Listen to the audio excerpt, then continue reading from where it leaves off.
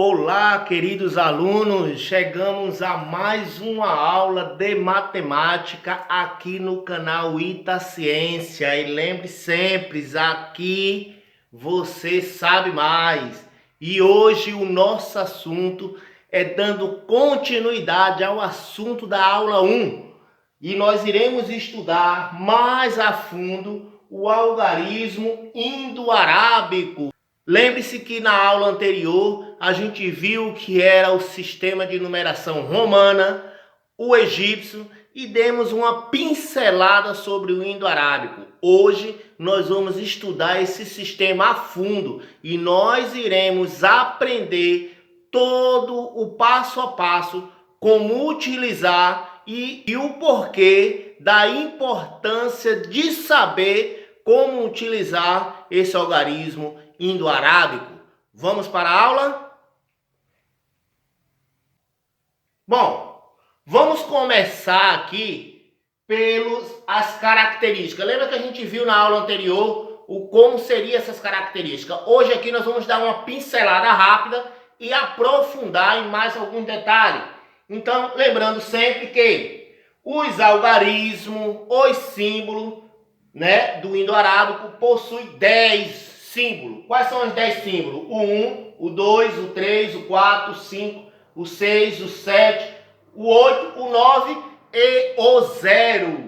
Os números estão distribuídos em base de 10, ou seja, agrupamento de 10 em 10. Vale uma curiosidade aqui. Por que isso? Por que será que o sistema de numeração indo-arábico está formado em grupo de 10? Sabe por que é? Por causa da nossa mão. Sim, a mão.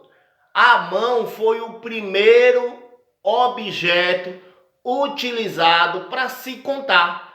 A nossa primeira calculadora foi a mão. E, como nós podemos ver, as mãos, ela possui 10 dedos. Então, o sistema de numeração é utilizado a partir da contagem de 10 e 10 que a mão possibilitaria. Então, por isso que nós vamos ter o sistema indo-arábico em base de 10.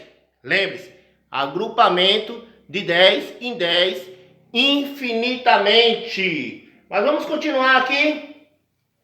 O valor posicional do número, repara. Lembre-se, o número vai estar localizado em um determinado grupo, em uma determinada coluna, e conforme essa determinada coluna, ele vai assumir valores diferentes, ou seja, valores relativos à ordem ou classe em que ele se encontra. Aí a gente vai ter aqui valor absoluto e valores relativos. Aí, por exemplo, aqui, 236. O valor relativo, o valor relativo desse 6, aqui é 6. Nada diferente, né? O valor relativo do 3 é 30. Por quê? Porque ele está na segunda casa, na casa das dezenas.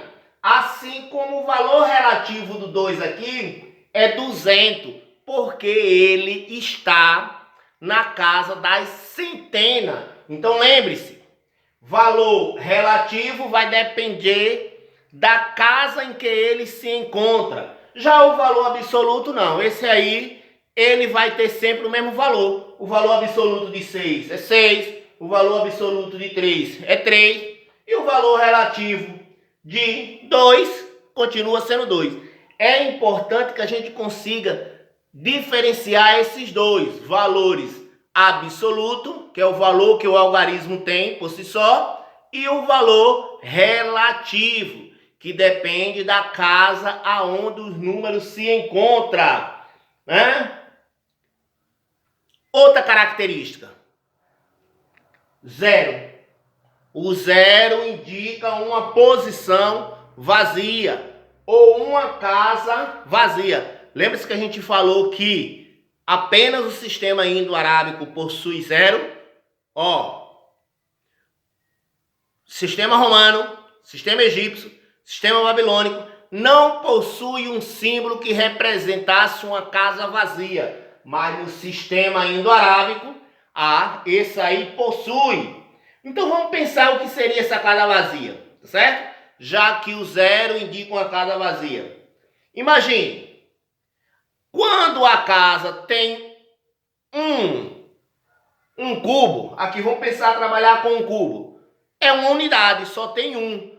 Quando esse cubo são agrupados em 10, nós temos uma dezena, repara, um cubo, uma unidade, 10 cubos, uma dezena.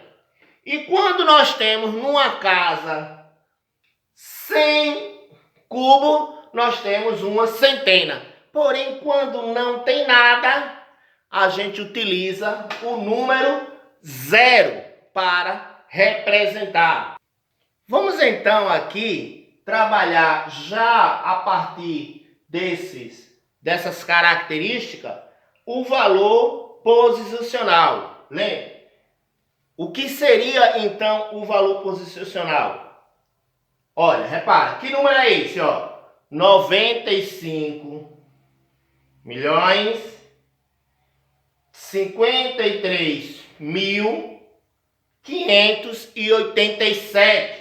Mas como foi que eu cheguei a essa forma de leitura desse número? Trabalhando a questão das classes. Classe simples, classe de milhar, classe de milhão. Por isso que eu disse, 95 milhões, 53.587. Repara, agora eu posso botar nesses aqui as questões das ordens,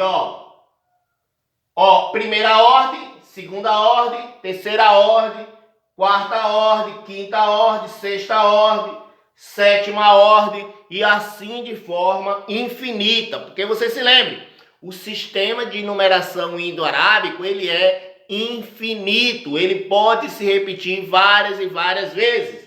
Agora repara mais aqui uma coisinha. Nessas questões de ordem, eu vou ter sempre a mesma repetição, olha. Unidade, dezena e centena. Unidade, dezena e centena. Vai ser sempre em agrupamento dessas três classes. Então eu tenho unidade simples, dezena simples, centena simples. Aí aqui, unidade de milhar, dezena de milhar, centena de milhar. É essa combinação que eu devo sempre me lembrar, que eu vou ter classes simples, classes de milhar e classe de milhão. Bom, vamos então agora trabalhar o que seria o valor relativo. O que seria valor relativo? É quanto o número representa a depender da classe em que ele se encontra. Repare, eu tenho um 5 aqui, na classe das centenas simples. Eu tenho um 5 aqui na casa da dezena de milhar. E eu tenho aqui um 5 na classe das unidades de milhar. Deixa eu falar uma coisa aqui. Vocês estão vendo esse 0 aqui? Lembra que a gente falou que o 0 indica uma casa vazia? Olha aqui, essa casa aqui da centena do milhar não tem nada. Então, como não tem nada, se representa com o número 0, o símbolo 0. Mas vamos dar continuidade aqui para a gente entender, esse 5 aqui, como ele está na casa da centena de milhar, ou da centena simples, então vai ser 5 vezes 100. 5 vezes 100 é 500. Então esse número aqui, 5, vale 500. Já esse daqui está na casa da dezena de milhar. Dezena é 50. 50 vezes 1000 vai dar 50.000. Então, eu vou ter 5 vezes 10.000. Não é isso? 5 vezes 10.000, 50.000. E aqui, está na classe do milhão. Lembre-se, milhão, unidade simples de milhão, é 1 vezes 1 milhão. Como eu tenho 5, vai ser 5 vezes 1 milhão. 5 vezes 1 milhão, eu vou ter aqui 5 milhões. Entendeu o que seria valor relativo à posição em que o número se encontra? Então, ó, a partir desse momento, eu posso fazer a leitura desse número. Como seria a leitura desse número? 95 milhões, ó, casa do milhão. 53 mil, ó, casa do milhar. 587, casa das unidades simples. Então, ó, 95 milhões, 53 mil e 580 unidades. É assim que se lê esse número. Vamos fazer um exercício para a gente se fixar melhor? Repara, ó, decomponha a letra A, números em soma de múltiplo de 10. Descubra qual o valor posicional do algarismo 4 na letra A e B e escreva por extenso a letra B. Então eu tenho, ó, 2 letras. E ele está pedindo que eu faça algumas tarefas relacionadas aos números. Então vamos para a primeira. A primeira ele está me pedindo que eu faça a decomposição em base de 10. O que seria a decomposição em base de 10? É isso aqui, olha. 9 não está na casa do milhar, unidade simples, é 1 vezes 1000. Então eu tenho 9 vezes 1000, mais 1. Está na casa das centenas. Então é 1 vezes 100, mais 4. Está na casa da dezena, então é 4 vezes 10. 8. 8 está na casa da unidade simples, então é 8 vezes 1, vezes ele mesmo. Então, ó, dando continuidade, eu vou ter esse número aqui decomposto em múltiplo de 10, sendo 900 ou 9.000 mais 100 mais 40 mais 8. Respondi a primeira parte da questão. Vamos para a segunda. Ó, a letra A. A letra A está pedindo que eu diga qual é o valor do algarismo 4. Esse 4 aqui na letra A é 4 vezes 10. Então, 4 vezes 10 é 40. Esse 4 aqui vale 40. O valor relativo do 4 na letra A é 40. Mas e o valor relativo do 4 na letra B?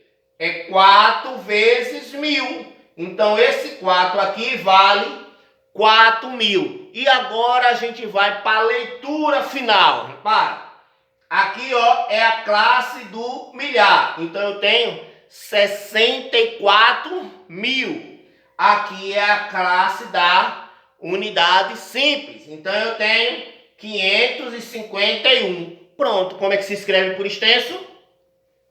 64.580 ou 551. Acabou-se. Respondi a questão. Agora, olha, eu vou deixar aqui para vocês responder essas duas questões. E essas duas questões vocês irão responder nos comentários, tá bom? Qual é a primeira questão, olha? O valor posicional do algarismo 7, presente na informação da população da região Nordeste, é igual... Repare, tem um enunciado aqui, ó. Os dados do IBGE Censo 2010 mostra que a região Nordeste segue com a segunda maior população do Brasil, com 53,7 milhões de pessoa. Aí ele está perguntando, esse 7 aqui, dos 53,7 milhões de pessoas, o o valor da posição dele, o valor relativo dele é quanto?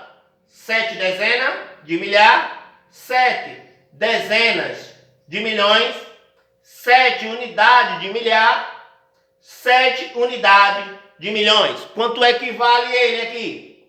E a segunda questão, escreva por extenso como se lê o número 27985. Como é que se lê esse número? E você vai escrever por extenso. Coloque aqui nos comentários. E lembre-se, sua participação é importantíssima.